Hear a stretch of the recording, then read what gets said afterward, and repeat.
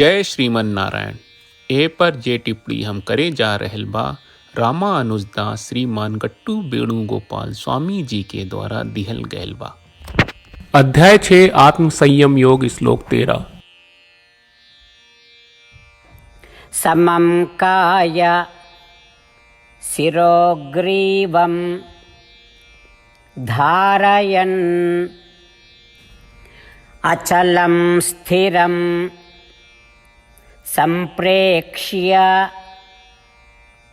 नासिकाग्रं स्वं दिशश्च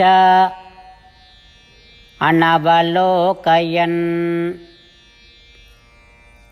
ओम। गीताचार्य श्री कृष्ण परमात्मा अर्जुन समेत हमनी सबके आत्म संयम योग सिखा रहल बानी। परमात्मा कहत बाड़न की अर्जुन हम तोहार के आसन की स्थिति बतावनी जौन आत्म ध्यान आ आत्मा के ध्यान करे खातिर जरूरी बा। अब जबले हम तोहार देह के संबंध में नियम बतावत बानी तबले हमार बात सुन लेई। जौना में रौरा आसन पर बैठे के चाही। अर्जुन शरीर सिर आ गर्दन के बिना झुकेले सीधा स्थिति में मजबूती से रखे के चाही। रौरा ऐसे बैठे के चाही। ठीक से बैठला के बाद आंख एक ओर से दूसर ओर न घूमे के चाही। रौरा ध्यान भौं के बीच में होके के चाही। ई तरह से रौरा बैठ के आत्म ध्यान आ आत्मा के ध्यान करे खातिर तैयार रहे के चाही।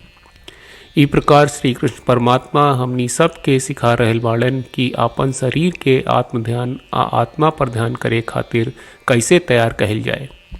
परमात्मा के शिक्षा के ध्यान करत हमनी सभे के शरीर माथा आ गर्दन के आसन पर सीधी स्थिति में रख के बैठल जाए जैसन कि वो निर्देश देले रहले।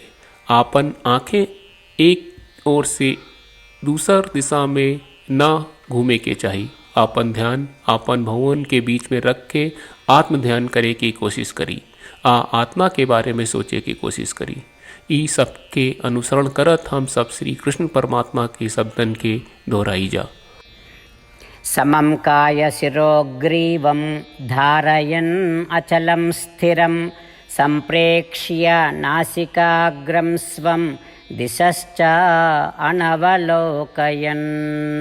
श्रीमद् भगवत गीता का पूरा सार श्री कृष्ण परमात्मा ने अध्याय 18वें के श्लोक 65 से 70 में 8 काम करे खातिर देले बाड़े। श्री कृष्ण कहले हम ओ लोगन से प्रेम करनी जो लोग इन 8 बातन के मान तारे। हम ओ भक्तन के हर तरह से रक्षा करब। श्री कृष्ण परमात्मा के द्वारा बोलल गईल संपूर्ण भगवत गीता सुनला के बाद अर्जुन कहले करिष्ये वचनम त्वा, जेके मतलब बा कृष्ण मैं वही करब जौन आप कही। यही कारण बा श्री कृष्ण अर्जुन के हर तरह के सफलता आ विजय प्रदान करेले। आई परमात्मा के आपन व्रत देई कि हमनी के ये 8 गौ कर्म के पालन करी जा। ई वचन परमात्मा के देवे से बड़न कौनो पूजा तपस्या यज्ञ नहीं। हम 8 प्रण कहब जौन हमनी के करे के चाहिए। आप सब कृपया इन्हन के आपन दिमाग और दिल में सोची। श्री कृष्ण के आपन वचन देवे के ई तरीका में हमनी सबकी कल्पना करे के चाहिए कि श्री कृष्ण का चेहरा खुशी से चमकत बा और खुशी के एहसास करत बा। जय श्रीमन नारायण। यहाँ हमनी के 8 वादा बा। हमनी के पहला वादा, हे श्रीमन नारायण आपका निर्देश के मुताबिक हम हमेशा तोहार ध्यान करब और तोहार बारे में सोचब। हमनी के दूसर वादा, हे श्रीमन नारायण आपका सलाह का अनुसार हम हमेशा आपका भक्त रहब। हमनी के तीसर वादा, हे श्रीमन नारायण हम आपन सब काम तोहरा सेवा के रूप में और तोहरा संतुष्टि खातिर करब। हमनी के चौथा वादा, हे श्रीमन नारायण जैस की आप माने के कहले रहलू हमरा बहुत विश्वास बा कि हम आपके होई और हम हमेशा आपन दोनों हाथ जोड़ के आपके नमस्कार करब और आपकी पूजा करब। हमनी के पांचवा वादा, हे श्रीमन नारायण हमरा के तोरा बात माम एकम शरणम ब्रज 1866 याद कहले जहाँ आप हमरा के आपन का अर्पित करे का कहा। श्रीमन नारायण मैं हमेशा तोहरे शरण में रहब। हमनी के छठवां वादा, हे श्रीमन नारायण हमरा के तोहरा बात माँ सुचहा 1866 याद कहले कि आप हमनी के शोक ना करे का आश्वासन दे रहे बड़े। हम अब और शोक ना करब। हमनी के 7वां वादा। हे श्रीमन नारायण, आपने हमरा खातिर श्रीमद् भगवत गीता के वितरण करके हम सबके कृपा कहले और आशीर्वाद दहले बा। हम वादा करत बानी कि रोजाना कम से कम एक श्लोक पढ़ब या सुनब। हमनी के 8वां वादा। हे श्रीमन नारायण, आप गीता के पूरा मानवता तक ले गयलू। हम गीता में आपके दिव्य वचन के उन भक्तन तक पहुँचावे के प्रयास करब जे गीता से अपरिचित बा। हे श्रीमन नारायण, हम उई करब जौन तू करे का कहब। हम ऐसन व्यवहार करब जैसन आप चाहत बानी और हम खाली आपका खातिर काम करब। श्रीमन नारायण के रोज आपन वचन देहल कि हम ओइस करब जैस आप कहत बानी, ई अपने आप में बड़न पूजा बा। श्रीमन नारायण, करशे वचनम त्वा। श्रीमन नारायण, हम तोरे निर्देश के मुताबिक काम करब। सर्वम श्री कृष्ण अर्पणम अस्तु। जय श्रीमन नारायण। समं काय शिरोग्रीवं धारयन् अचलं स्थिरं संप्रेक्ष्य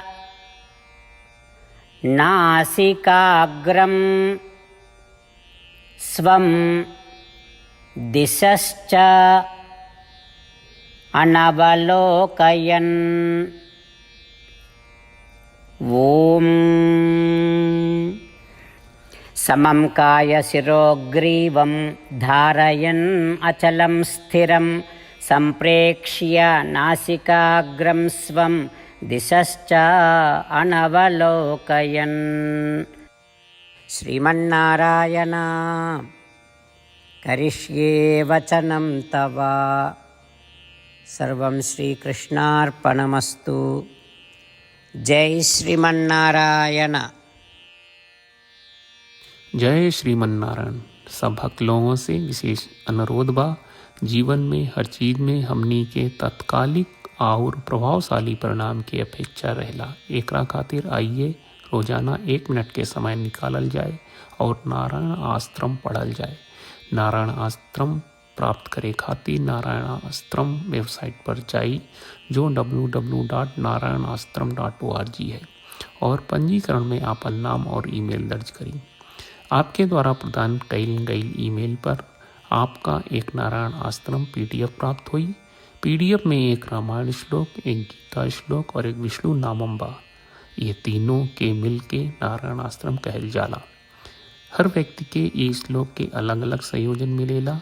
जब हर कोई 24,000 भक्तन के साथ रोजाना आपन नारायण आश्रम पढ़त आ सुनत बा, ता हर दिन संपूर्ण रामायण का 1 दौर, श्रीमद् भगवत गीता पारायण के 33 दौर और श्री विष्णु सहस्त्रनाम स्तोत्र पारायण के 24 दौर प्रतिदिन पूरा होएला।